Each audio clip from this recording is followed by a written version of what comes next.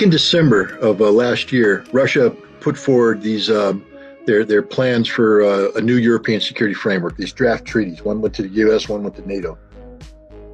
And while the U.S. were dismissive of it, Biden did call Putin on the phone and said, "Hey, what's your real concerns here?" And one of the things that Putin said is, one of our absolute red lines is if you provide Ukraine with long-range missiles. That we can't. It's an existential threat to us if Ukraine has long-range missiles that, if brought up close to the Ukrainian-Russian border, reach deep into the Russian rear, and maybe even threaten the Kerch Bridge that connects Crimea with southern Russia.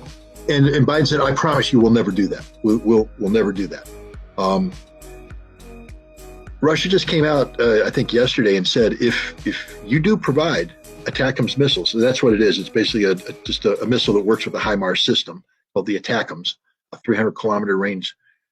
If you provide that, then you become a direct participant in the conflict, and we will act accordingly. And what I take that to mean isn't that they're going to fire nuclear weapons against Washington, D.C., but I think they're going to basically take out Ramstein Air Base, which is right now the command and control hub for U.S. NATO interface with Ukraine about weapons supplies. It's where the American planes land. Pardon? In Germany. Yeah. They'll take that right out.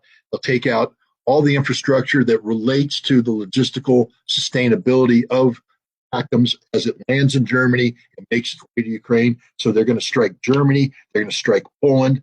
They'll use the Kinzhal missiles and others, which there's no defense against. This will be devastating. It will kill hundreds, if not thousands, of Americans, and it will force America to either acknowledge defeat or respond in kind. And now we have this vicious cycle that leads ultimately to the end of the world because all the nuclear weapons fly. The United States knows this. This is why the Biden administration came back and said, we're not providing ATACMS, because it is literally the trigger that will end the world. And Ukraine's screaming, please help us, give us the ATACMS. They're not going to get the ATACMS, not from the United States. So there's that